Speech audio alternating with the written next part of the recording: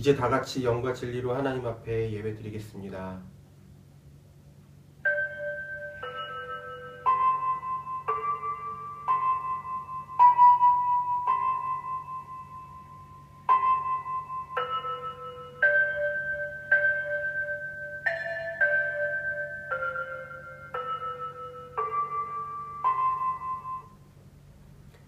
주님, 온 마음을 기울여서 주님께 감사를 드립니다. 내가 부르짖을 때에 주님께서는 나에게 응답해 주셨고 나에게 힘을 한껏 북돋워 주셨습니다. 주님의 영광이 참으로 크심으로 주님께서 하신 일을 그들이 노래합니다. 주님께서는 높은 분이시지만 낮은 자를 굽어보시며 멀리서도 오만한 자를 다 알아보십니다. 아멘. 찬송과 영광과 지혜와 감사와 존귀와 권능과 힘이 우리 하나님께 영원 무궁하도록 있습니다. 아멘. 모두 주님께 경배 찬송 드리겠습니다.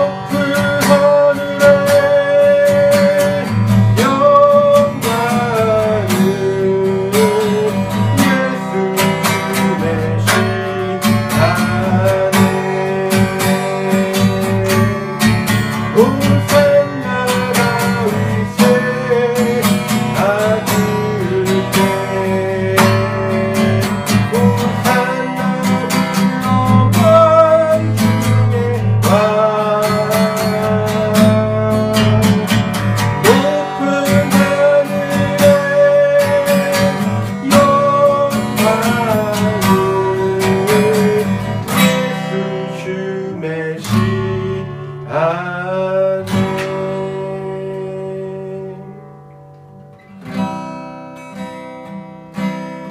눈을 들어 주를 보라. 주의 영광을 보라. 나타나셨네. 선포하라. 선하신 주 주의 인자는 영원하리라. 선포하라. 선하신 주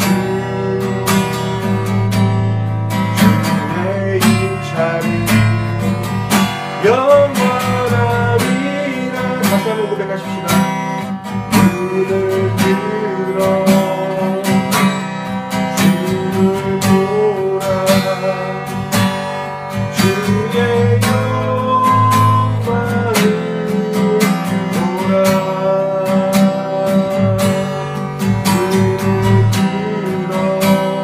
눈을 들어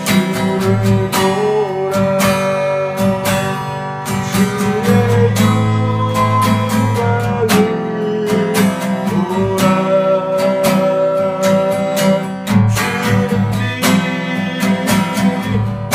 보라.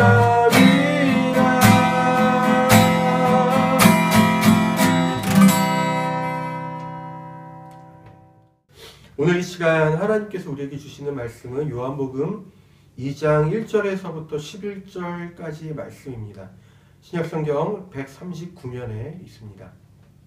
제가 봉독할 때에 살아계신 하나님 아버지 음성을 다 들으실 수 있기를 소원합니다. 사흘째 되는 날에 갈릴리 가나에 혼인잔치가 있었다. 예수의 어머니가 거기에 계셨고 예수와 그의 제자들도 그 잔치에 초대를 받았다. 그런데 포도주가 떨어지니 예수의 어머니가 예수에게 말하기를 포도주가 떨어졌다 하였다. 예수께서 어머니에게 말씀하셨다. 여자여, 그것이 나와 당신에게 무슨 상관이 있습니까? 아직도 내 때가 오지 않았습니다.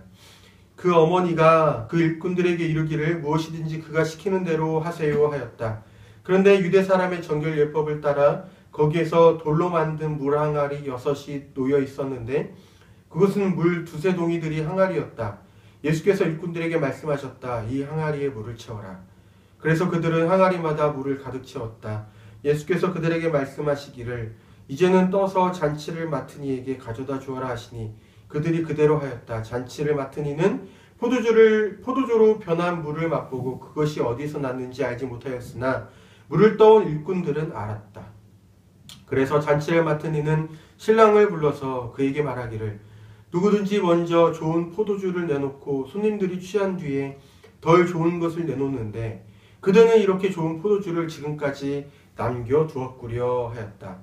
예수께서 이 첫 번 표징을 갈릴리 가나에서 행하여 자기의 영광을 드러내시니 그의 제자들이 그를 믿게 되었다. 아멘. 하나님께서 이 말씀을 통하여 우리에게 은혜 주시기를 원합니다. 무엇이든지 그가 시키는 대로라는 제목으로 오늘 주신 말씀을 통해 은혜를 나누고 싶습니다.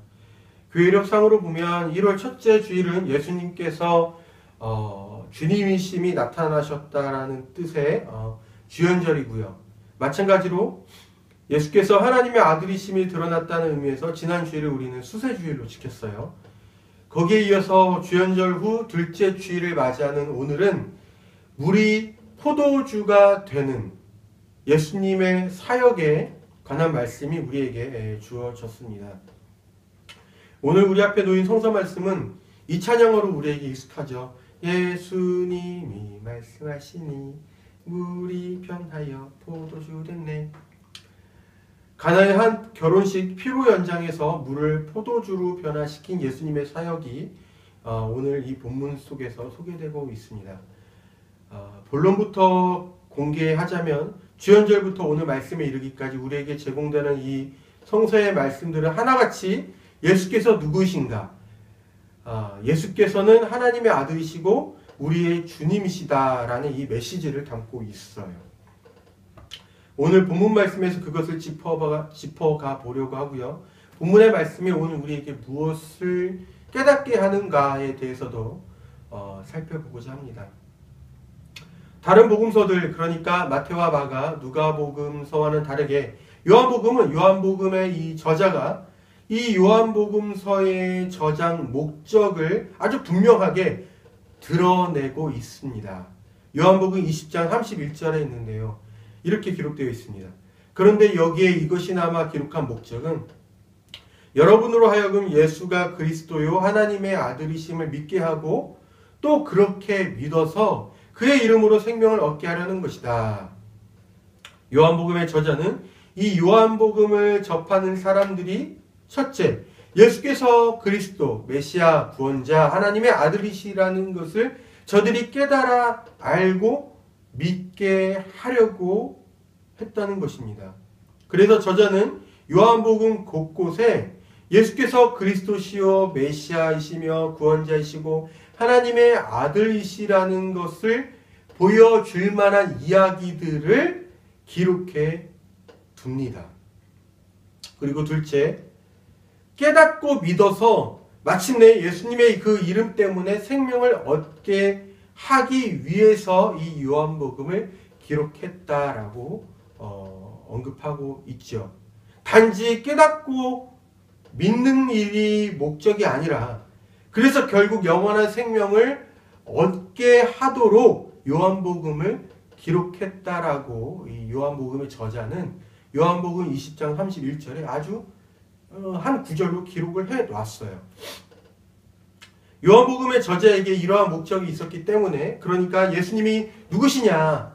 예수님은 그리스도 구원자이시다. 하나님의 아들이시다라는 이것을 사람들이 이 요한복음을 접할 때 그들로 하여금 깨닫게 하기 위해서, 그리고 그들이 믿게 하기 위해서 요한복음의 이 곳곳에 이 두 가지 장치들을 설치해 둡니다. 하나는 예수께서 행하신 이 기적에 관한 이야기들이고요. 다른 하나는 나는 무엇이다 와 같이 예수님의 자기 선언을 장치로 놓아둡니다. 이 두 가지 장치들이 다른 복음서들과는 다르게 이 요한복음에 특히 많이 나와요. 오늘의 본문 말씀의 이야기는 이렇습니다. 갈릴리 지역의 가나라는 동네에서 한 결혼식이 있었어요. 예수님과 그의 어머니 그리고 제자들도 초대를 받습니다. 피로 현장의 흥겨움이 한창 이던 때에 주인이 준비한 포도주가 동이 나버려요. 오셔서 축하해 주시고 함께 기쁨을 누려주십시오 하고 손님들을 초대했는데 대접할 음식이 떨어진다면 그러한 민폐도 없습니다. 마찬가지입니다. 그들에게 포도주가 그랬던 거예요. 잔치집에서 포도주가 동났다라는 것은 단순히 어떤 불편한 일이 아니라 혼주 측의 체면이 깎이는 일이고 또 죄송하고 부끄러운 일입니다. 그런데 예수의 어머니가 그 상황에서 가만히 있지 않았어요. 아들 예수에게서 그동안 이 예수를 양육하며 예수에게서 비범한 면모를 이 예수의 어머니가 발견했기 때문에 그런 상황에서 오지랖 넓게 나선 것은 아닌가 하는 생각도 들지만 이 사람이 예수님에게 말합니다. 포도주가 다 떨어졌다고. 그런데 예수께서 어머니에게 이렇게 대답하죠. 그것이 나와 무슨 상관이 있습니까? 오지랖 넓은 어머니와는 달리 이 예수님께서는 It is not my business. 그것은 내 일이 아닙니다. 라고 답하신 거예요. 사실 맞는 말입니다. 포도주를 넉넉하게 준비하지 못한 혼주 측의 잘못이고 그들이 그 상황을 알아서 수습해야 하는 것이지 청함을 받은 손님인 이 예수께서 그 일을 해결할 필요는 없는 것이죠. 우리의 상식으로 봤을 때에도 예수님의 반응을 충분히 우리가 수긍할 수 있습니다. 하지만 예수께서 이렇게 답하신 것은 다른 데에 이유가 있었어요. 아직도 내 때가 오지 않았습니다. 예수님은 하나님 아버지의 뜻에만 의존해서 결정하시고 행하신 분입니다. 그것 외에 다른 어떠한 외부적인 상황에 따라서 이리저리 행하신 분이 아니셨다라는 거죠. 그러니까 아직도 내 때가 오지 않았다라는 이 예수님의 이 대답은 그 일에 관해서, 그러니까 잔치집에 포도주가 떨어진 그 일에 관해서 하나님 아버지께서 예수님에게 무언가를 행할 것을 말씀하지 않으셨다라는 말과 같은 거예요. 그러니까 신호가 오지 않았다라는 거죠. 다행히 예수님의 어머니도 예수님의 이 대답이 그것이 나와 어머니에게 무슨 상관이 있습니까? 아직 내 때가 오지 않았습니다. 라는 이 예수님의 대답이 담긴 그 뜻을 잘 알고 있었던 것 같아요. 그래서 그는 그 말을 거절의 뜻으로 받아들이지 않고 일꾼들에게 이렇게 말합니다. 무엇이든지 그가 시키는 대로 하세요. 어머니께로부터 그 상황에서 무언가를 했으면 한다는 암묵적인 요청을 받은 이 예수께서는 주위를 둘러보셨습니다. 마침 그분의 눈에 물 항아리 6개가 발견이 됩니다.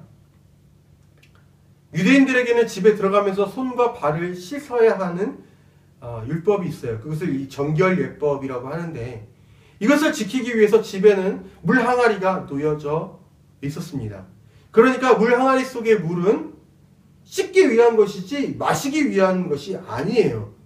그런데 예수께서 일꾼들에게 말씀하십니다. 거기에 물을 가득 채우고 난 후에 그 물을 잔치를 총괄하던 책임자에게 가져다 주라고 말씀하셨다라는 거죠. 이 물 항아리의 용도를 예수님도 잘 아셨고 일꾼들도 잘 알고 있었어요.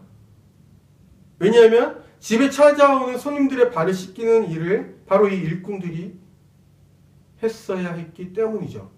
그런데 놀라운 것은 바로 이 일꾼들이 물 항아리에 물을 채우고 그 물을 이 잔치를 맡은 책임자에게 가져다 주라는 이 예수님의 명령에 순종했다라는 것입니다.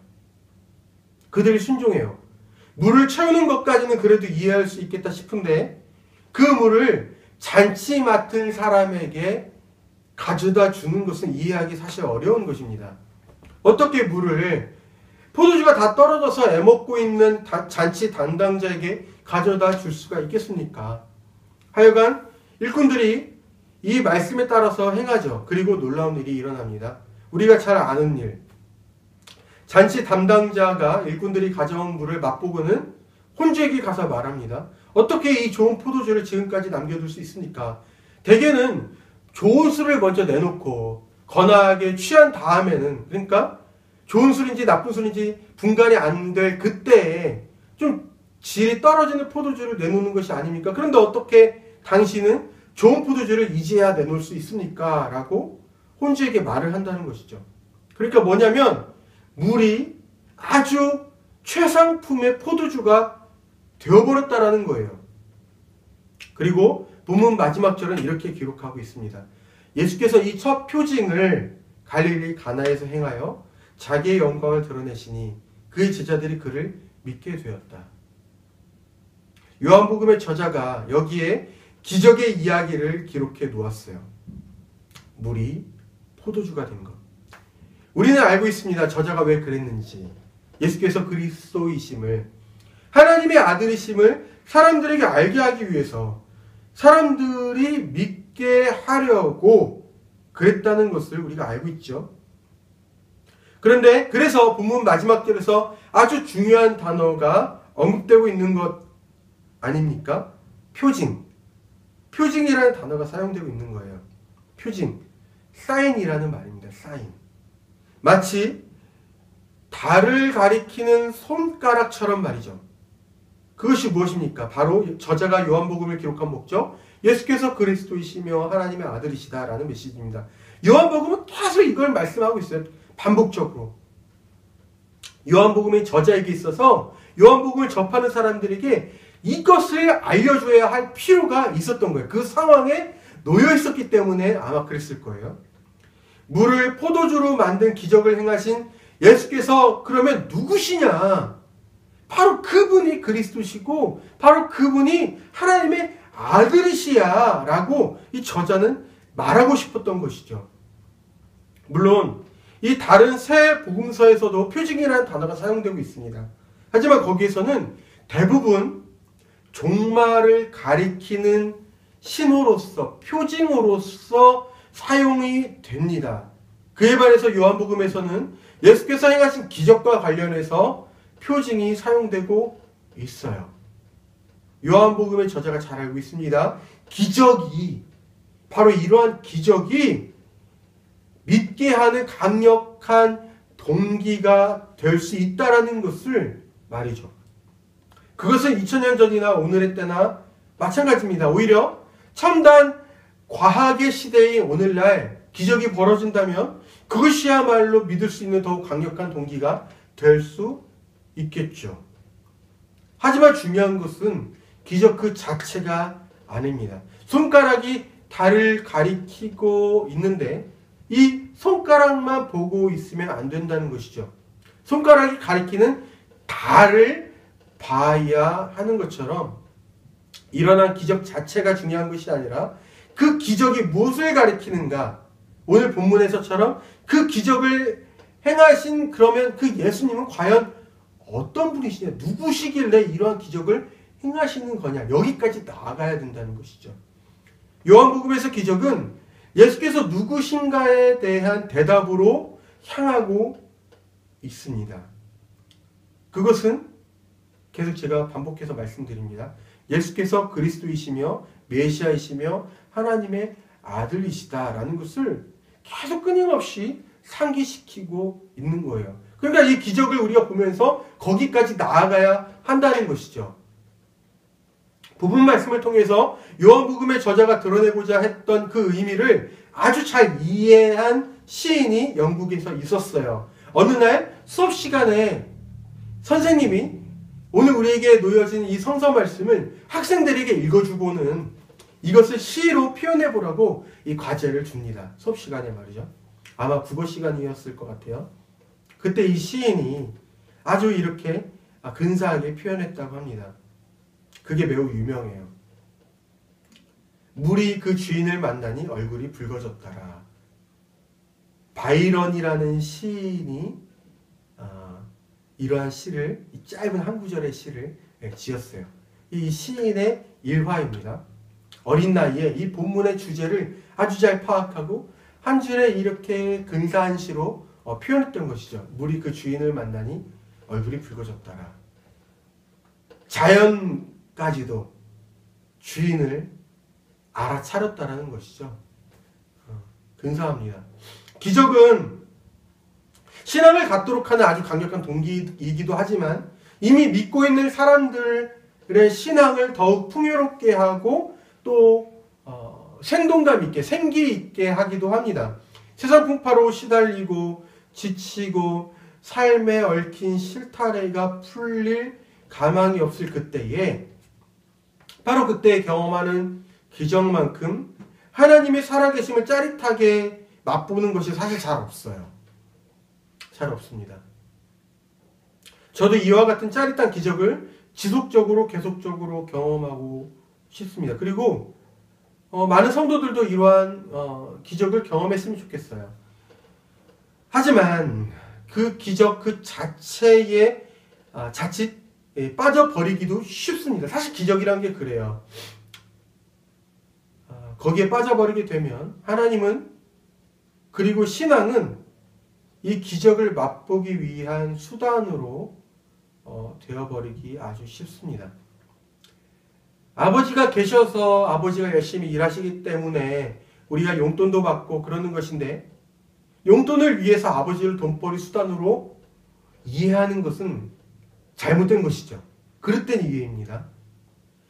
이것이 우리가 기적을 대할 때에 있어서 경계해야 할 한 가지라는 것이에요.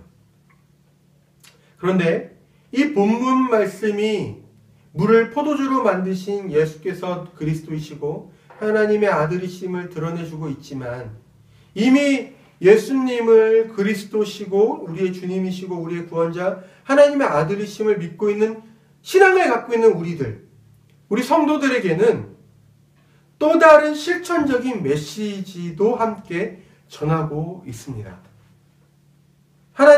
분명히 물이 포도주로 변하는 기적의 근원은 예수에게 있어요. 그런데 중요한 것이 있습니다. 예수께서 명하셨고, 첫 번째 순서죠. 예수께서 명하시고, 두 번째, 그 명령에 순종하여 따른 사람들이 있었다라는 거예요. 그러니까 기적을 담지하는 명령은 그 명령에 순종하는 사람들에 의해서 현실로 나타난다라고 볼 수가 있는 거죠. 이런 것이 많이 있습니다. 예수께서 10명의 나병 환자들에게 자리에서 일어나서 제사장에게 가서 너희의 몸을 보이라고 명령하셨습니다. 그리고 그 사람들이 정말로 자리에서 일어나요. 그리고 제사장에게로 뛰어갑니다. 순종을 한 거죠. 그때의 그들의 몸이 치유가 되죠. 기적이 일어난 것이죠.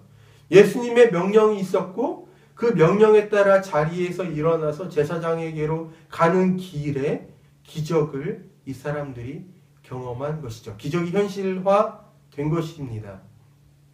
그리고 예수께서 38년 된 병자, 38년 동안 누워 있었던 이 사람에게 자리를 들고 일어나라고 명령하셨을 때에도 실제로 그가 그 말씀에 따라서 일어나려고 애를 쓸 때에, 길을 쓸 때에 기적이 일어났습니다. 기적이 담지된 명령이 있었고 그 명령을 따라서 일어나려고 애를 쓰는 순종이 있을 그때에 바로 기적이 현실로 일어난 것이죠. 그것이 여기에서도 같았다는 거예요. 이 물을 채워라. 여기에 물을 채워라. 그리고 그 물을 가져다 주어라.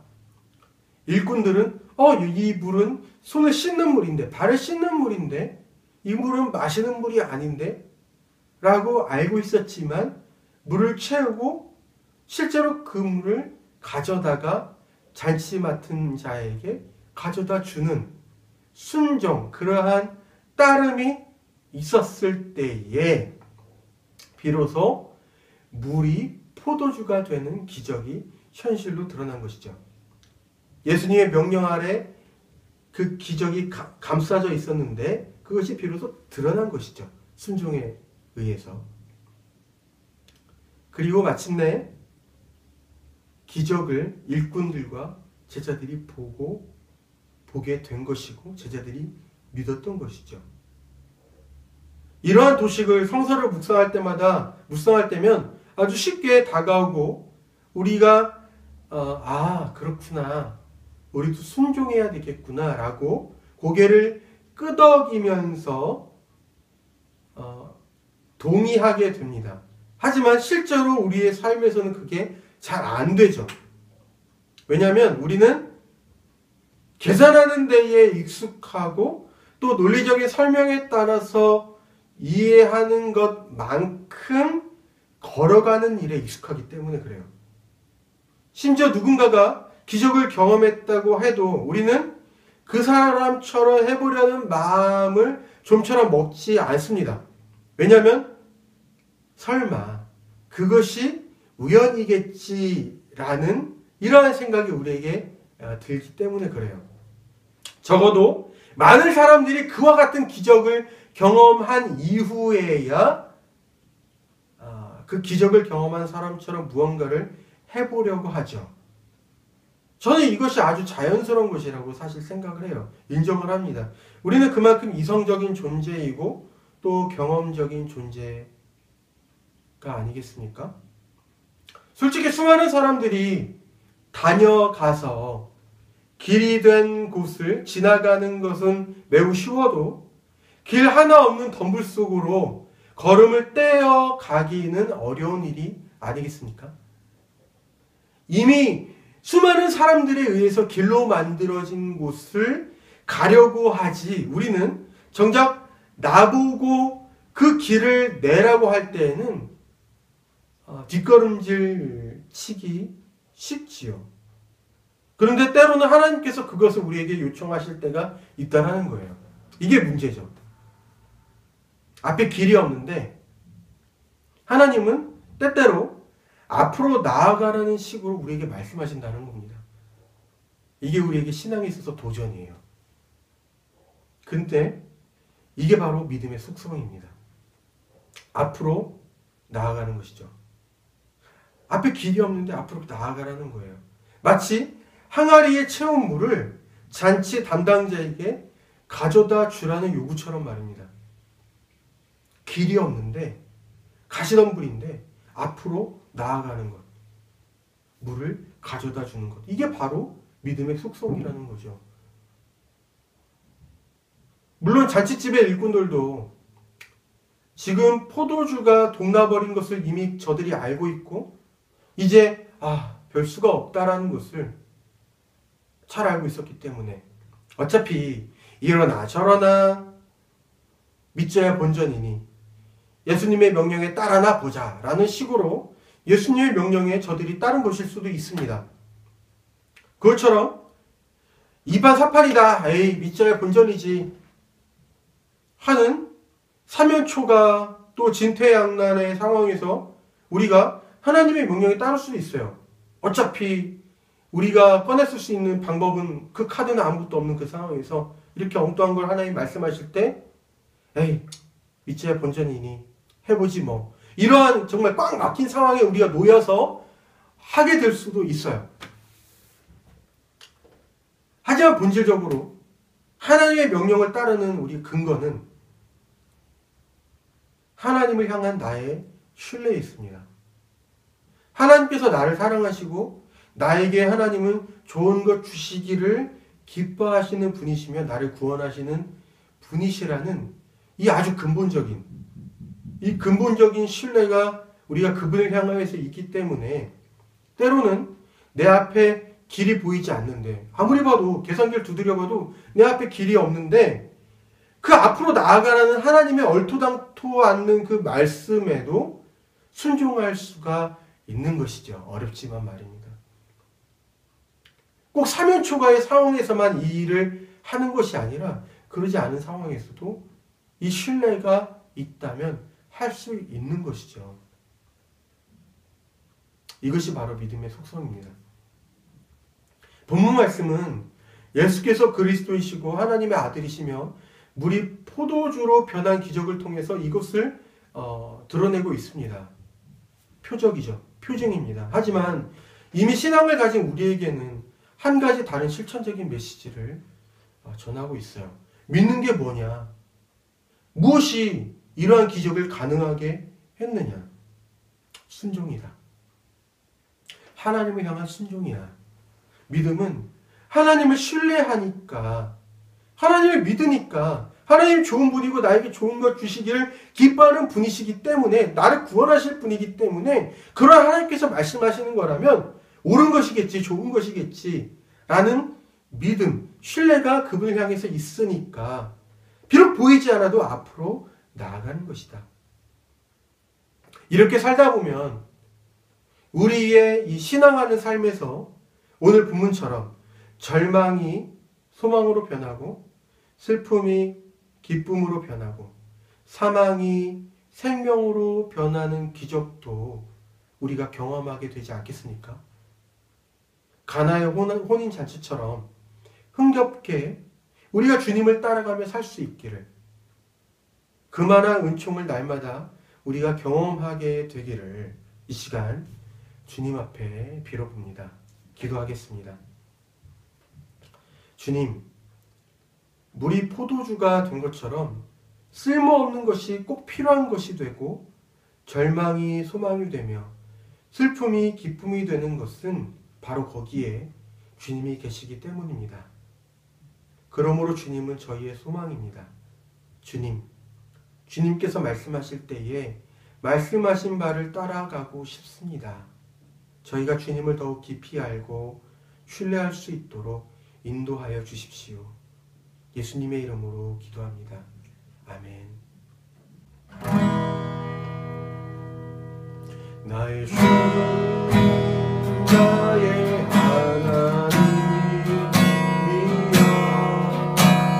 주를 경배합니다.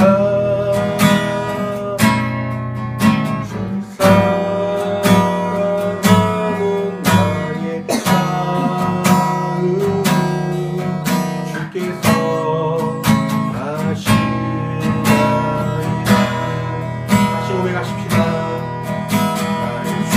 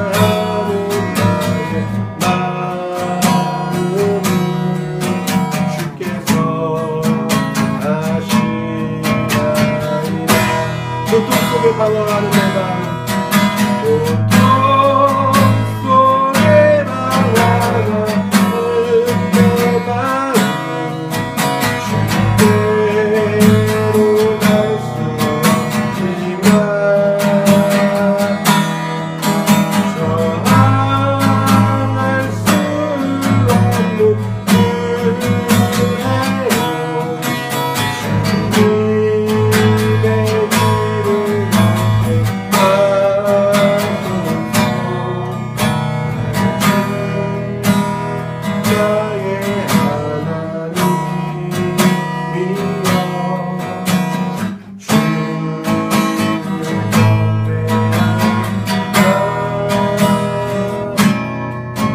주를 사랑하는 나의 마음은 주께서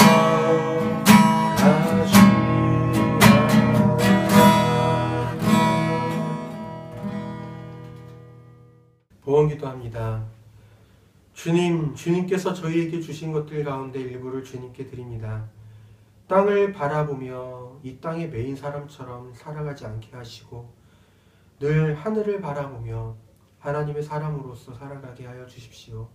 주님, 교회에 예물 드리는 이들의 삶과 그 마음을 살펴주셔서 저들이 나누고 베푸는 일에 어렵지 않도록 풍성히 채워주시고 교회에 드려진 이 예물이 하나님의 사랑이 필요한 곳에 아름답고도 적절하게 잘 사용되도록 인도하여 주십시오.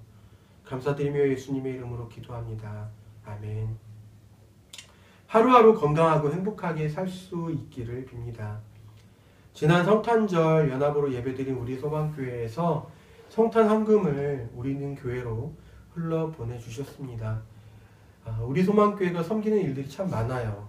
하나님께서 우리 소망교회를 통해 계획하시는 그 일들의 필요가 넉넉하게 채워질 수 있도록, 그리고 또 연약한 교회를 섬기는 그 우리 소망교회의 그 성도들의 삶에도 하나님께서 필요를 넉넉하게 채워주시도록 기도해 주셨으면 좋겠습니다.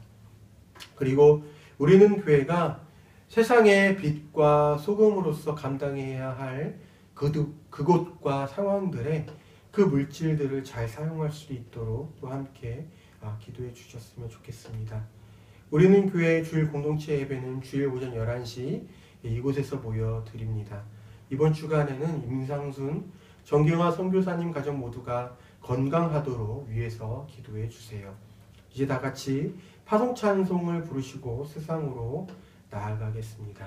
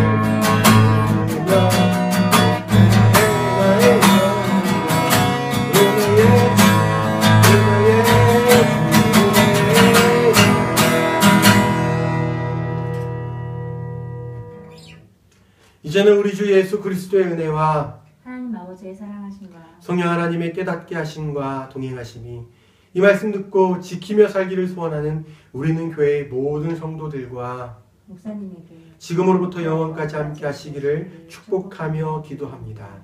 아멘.